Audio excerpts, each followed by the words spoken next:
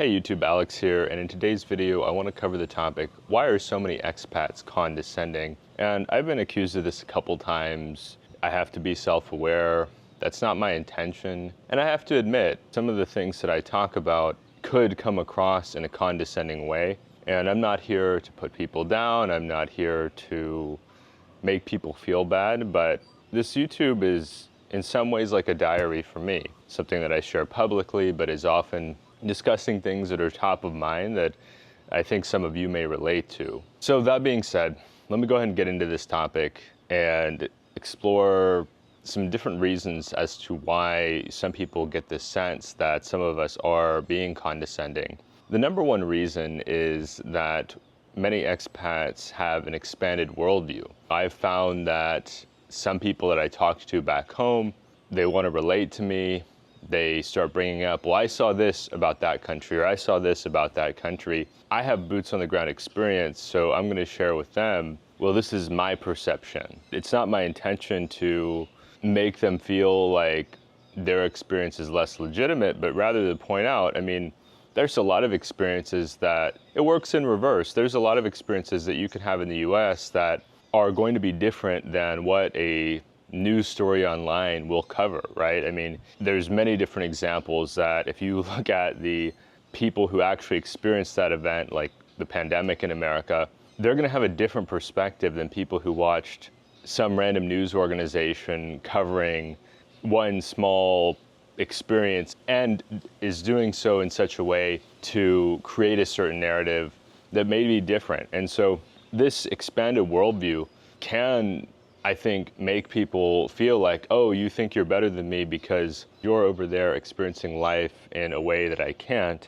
And so there's this disconnection there where you're talking about things from a global perspective, and they may only have the frame of reference of living in their own country. In many ways, I feel like we who have the privilege to live overseas, I think that we feel like we've grown in certain ways that people back home feel like they may have not grown. It's almost like we're getting to participate in that personal growth that in some ways they feel that they aren't being able to participate in, because when you go abroad, I've found in some ways it can force you to think critically. It can contradict what you want to believe. I've had that experience many times in many countries.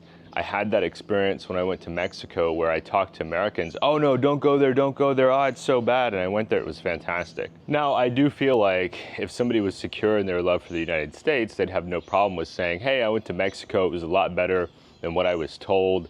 But for whatever reason, talking about Mexico in a positive light seems to elicit either a negative response or a positive response, depending on who you're talking to back home. And to me, it just is what it is. It's not positive, it's not negative, it's different. I mean, I've had good experiences there. I'm sure some people have had different kinds of experiences, but you know, it's like, should I just not talk about that? And maybe that's the conclusion I come to, is to just don't talk about it. Because one of my friends that's a traveler, he's traveled to many different places, he tells me, look, I don't even talk about my travels anymore to people back home because it seems like unless they bring it up to me, nothing ever good comes of it. Number two is the romanticization of foreign life. I think for some of us, and I'm guilty of this one for sure, we play up the positives and we downplay the negatives, and it comes across as being dismissive of back home when we do the reverse, when all we focus on is the reverse of back home. And I talked to one of my friends about this, and he mentioned the guy with the perfect life ain't coming over here.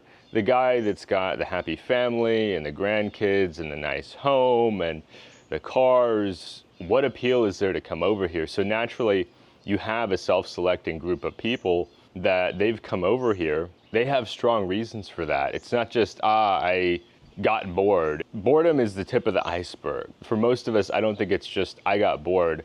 I think for most of us, boredom is the tip of the iceberg that is alongside many other issues that we're dealing with back home. This attitude can suggest that foreign cultures are more enriching than the cultures back home. And this implication can really make people feel upset. I think especially those who may feel especially patriotic or proud of the United States, as though I'm dismissive of their life in general, and that's not my intention. I can only talk about my own experiences, right? To me, this channel is not just about me, this channel is about us and all of our shared experiences. And so many of the things that I talk about, it's not saying I'm having this experience, you have to have this experience. It's more like I'm having this experience or I've had this experience, and you may also share that experience. But I think that for those who don't ever see themselves being able to leave, they feel like, well, this is the best I've got. Don't rub it in my face that you're able to go somewhere else.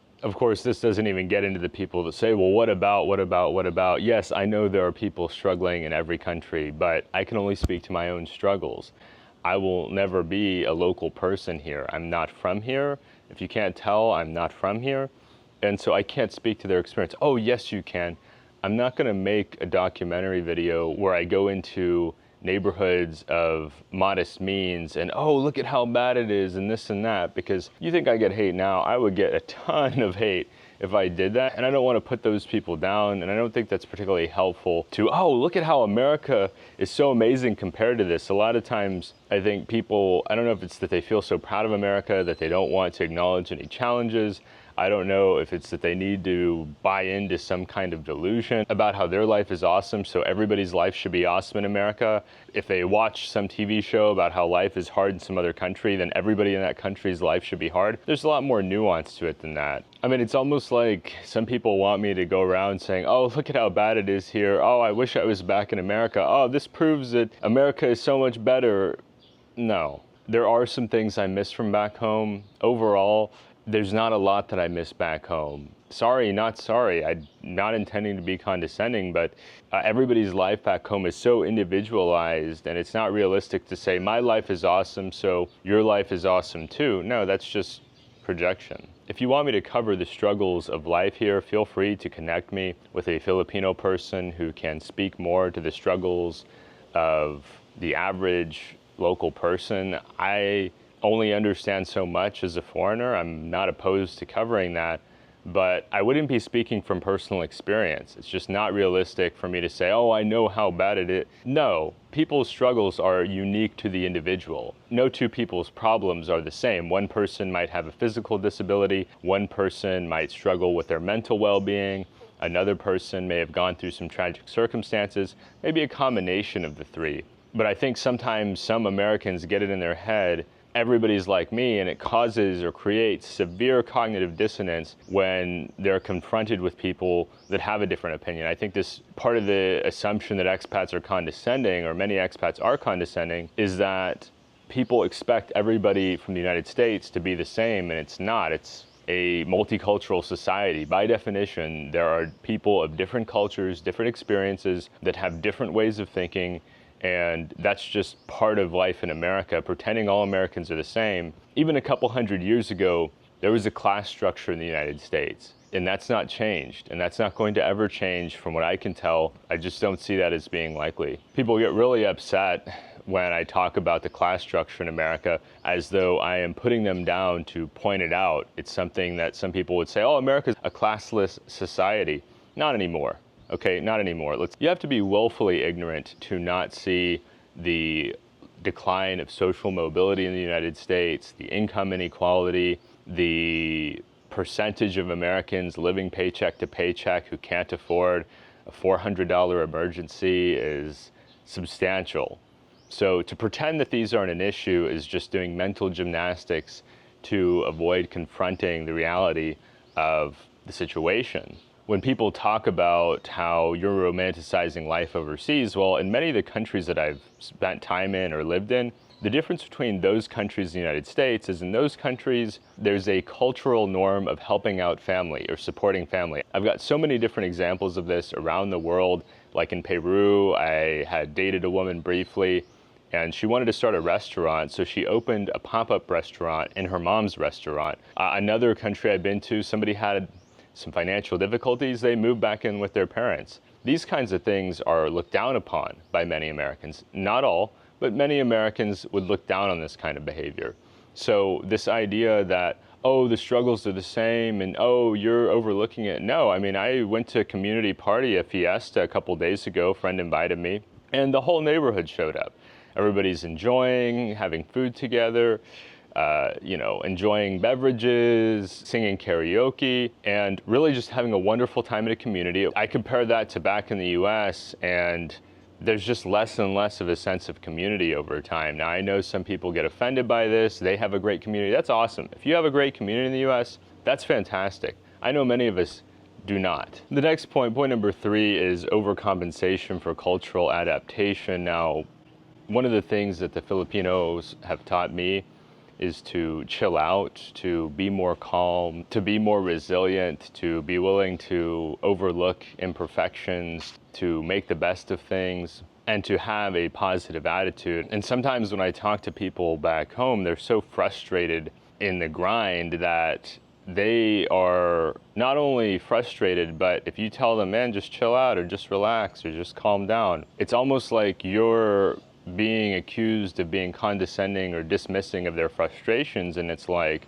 look, I can't help but learn from the Filipinos. I can't help but appreciate their insight and their emotional intelligence and their wisdom. I can't help it. I'm not trying to be ugly, but it's really given me a lot of peace of mind to learn from the way that they handle things in such a calm manner. Many cases, not always, but in many cases, in times where previously I would have acted with frustration, I would have acted with anger. I don't know what they expect me to say. Should I say, oh, these Filipinos are too calm in the face of difficulty, they should be more frustrated? The 4th point is identity reinforcement. I found that people have this strong, you're a traitor, if you go over there, you should stand and fight. In the United States, we're a nation of immigrants, and everybody is either an immigrant or a descendant of immigrants. Unless you're a Native American, unless you're an indigenous person, then you came from somebody who came from somewhere else.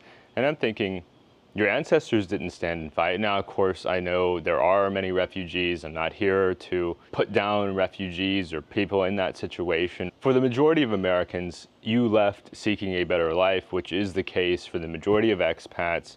Most of us are seeking a better life than what we could have in our home country. And there's some vulnerability in that. There's some risk taking in that. There's the chance that we fail, right? Not everybody succeeds over here. That's a misconception that it works out for everybody. If you feel that expats are condescending, shouldn't you be happy that they're not living in the United States anymore or in the UK anymore? Shouldn't you feel grateful that they're not using public resources like public transportation? The 5th point is that many of us expats are dealing with insecurity, and I think that can cause us to engage in condescending behavior. Now, I'm often hearing about people in my home city, Nashville, bragging to me about how many people are moving there, and then I immediately get into the cost, about how expensive Nashville has gotten, how it's become a very costly place to live, and it's no longer affordable for a lot of people. And then they admit, well, I plan to eventually take over my parents' house. But if you're in my case, you aren't so fortunate to have parents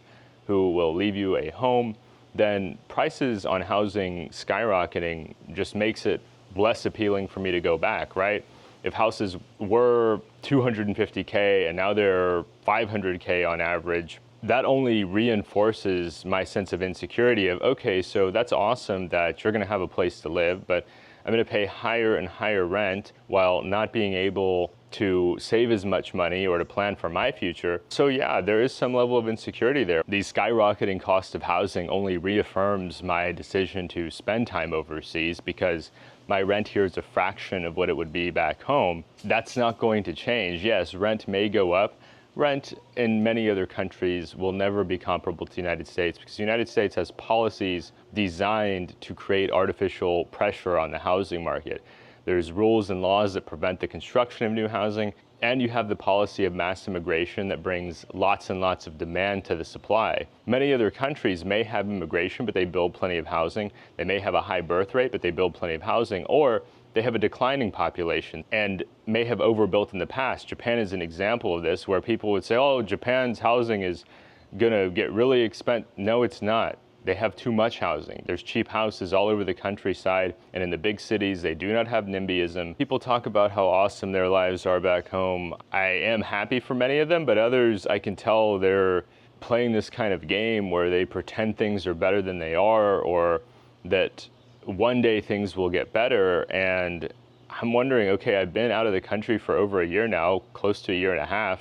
Have things got better in the last year and a half? From what I can tell, they haven't. I doubt that there's been meaningful change in the last year and a half. Some of it is also me coping with the challenges of living overseas. It's not perfect. You can tell the Philippines can be a bit noisy at times.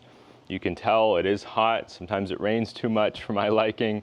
It's not always perfect. I said the word paradise, and I'm going to do a video on that, qualifying that. I do have to remind myself sometimes of the challenges back home and why I'm here, because not every day is perfect.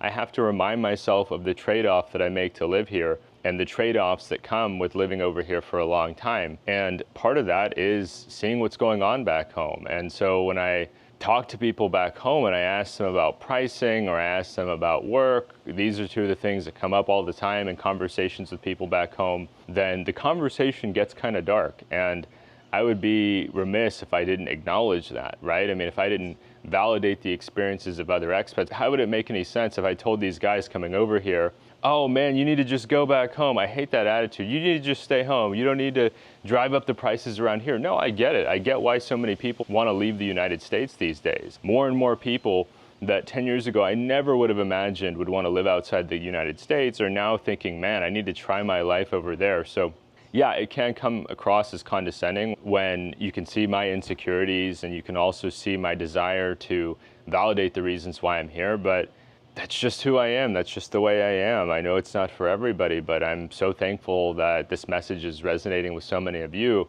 as I can tell by the growth of the channel. When it boils down to it, I'm just trying to share my own experiences that, you know, I was unhappy back home in many different ways. I will be unhappy when I have to go back home. I am happier over here. I am generally more content with life over here. It's not meant to dismiss the experiences of people back home, but you have to save yourself. And I've found that living overseas is one of the ways in which I can save myself, that I can prioritize my own well-being, look out for my future, and live a better life. I tend not to think that people here are super out of touch with life back home. Most of the people I know here have lived 30, 40 years of their lives back in the United States or in the UK or in Australia, and they're very familiar with the cost of living. They're very familiar with the lifestyle. I would say some boomers have escaped some of these issues. They had certain protections or certain advantages that many of the younger generations don't have. But even many of the boomers have had some of their own fair share of challenges. And I have some boomer friends here that acknowledge the challenges and the struggles back in the US. They haven't had these perfect, idyllic lives that they're accused of having, and they validate my perceptions and my feelings while still encouraging me to make good decisions. So in closing, I think one of the biggest differences between me and non-Asian Americans is that I think more collectivistically. I know that individualism is important. I do value individualism, but I grew up in an Asian household. I grew up being taught the group is more important than the individual. Much of my channel and what I talk about is influenced by that perspective. It's not for everybody, but it is who I am. Anyway, let me know what you think down in the comments below. Am I condescending? Am I a jerk? Totally fine for you to feel that way. I can be a jerk sometimes, but it's not intentional. I do have more personal growth to go for. I do have many improvements that I can make in my life. I'm far from a perfect person, and I appreciate the feedback. The feedback that you have for me is a gift. It helps me to improve the channel, helps me to improve myself. I appreciate you so much for watching. Give us a thumbs up if you found this content to be helpful, and please subscribe to the channel down below if you want to see more content like this.